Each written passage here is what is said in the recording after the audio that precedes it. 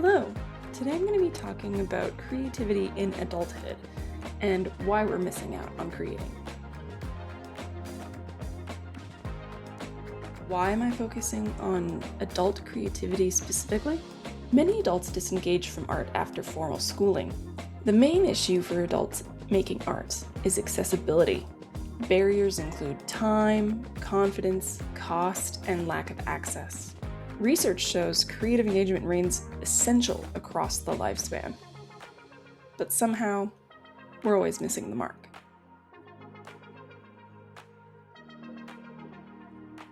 There are massive benefits for art making in adulthood. Participating in arts improves memory, creativity, and problem-solving skills. It also improves emotional well-being. Art provides a safe way to process experiences and emotions. We also see an increase in mood and general engagement.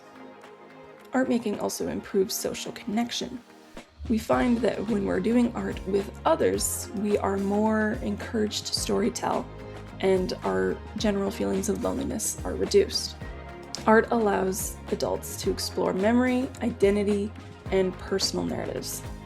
Individuals can explore and express complex emotions related to their personal experiences. Here are some of my research questions. Why do so many adults stop engaging in creative activities after schooling? What barriers prevent adults from participating in art making? How might short, creative activities improve workplace or community environments? What would truly a barrier-free environment look like for adult learners? And finally, how can we integrate creativity into adult environments where art is rarely expected, such as in your staff rooms? As part of my community art education project, I set up a sketching station at my school's staff room. The community that I want to reach are working adults that have little to no time of their own to be creative, or who haven't had the chance to make something of their own outside of formal schooling. So, in Canva, I made a little list of guidelines for their little sketching project. I had them choose an object out of a bin and simply sketch it. I wasn't looking for any perfection, but I wanted the object to look like the object, so I told them to pay attention to the angles and basic shapes that make up that object. I also had them add shadows and highlights where they needed it. And because I know we are working teachers and have minimal free time in between classes, I mentioned to not spend more than 5 minutes on a single sketch. Then I asked them to sign it and put it in my staff mailbox. Here are the little cards that I designed for them to draw on. I printed these on cardstock and cut them up, put them into the little kit of sketching materials for my staff members. Alongside the instructions and supplies, I also wanted to share some of my research with them. I wanted to hopefully bring them some inspiration into why they should be doing more creative things in their free time. And I'm not just talking about drawing itself, but an assortment of all sorts of other arts. So I included the benefits, based on my research, being that art of any kind can improve memory, attention, problem-solving skills, mental health issues, brain plasticity, balance, reaction time, quality of life, creative thinking, and self-esteem. This was another part of the research that I had on the table for my staff to read. It talks about how art making supports cognitive engagement and lifelong learning. As teachers, art making can stimulate all sorts of brain activity and allows the growth of their cognition to be more resilient. I also mentioned how art making improves identity and emotional well-being. So art provides space for people to gain happiness through their art making. I also talked about how art making reduces social isolation. Creative environments allow for storytelling and reconnection. Then I provided a list of all the different types of arts that might appeal to these adults who might not feel like sketching is necessarily for them.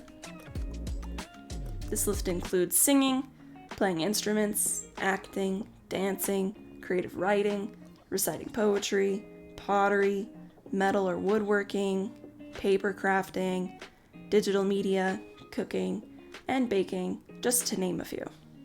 And here's what my setup looked like in the staff room.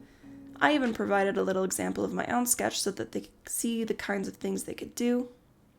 I even added a little color in my sketch because I had the time in my 5-minute frame. Next to it are my little bin of supplies. It's mostly school supplies because, of course, we're in a school, but many of my little staff artists chose objects of their own. And finally, the moment you've all been waiting for. Here are some of the examples that my staff created over the course of a week. I would often visit during lunch hour and encourage art making, and of course most were game, and most expressed to me that this practice made them slow down and appreciate the little things.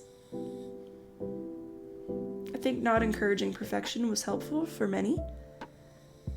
Some expressed to me that they had low experience and were apologetic about their art, but I just appreciated everybody was practicing the skill that they might not have used in a long time.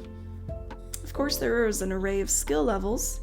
However, I enjoyed seeing people add texture and shadow details that I didn't think that they would take the time to actually do.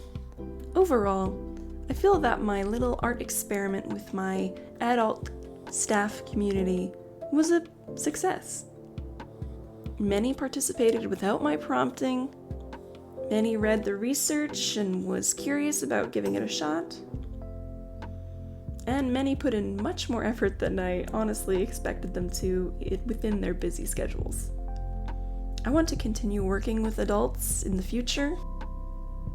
A lot of the feedback that I got was in regards to how it actually helped them kind of calm down during the hectic days of the teaching experience.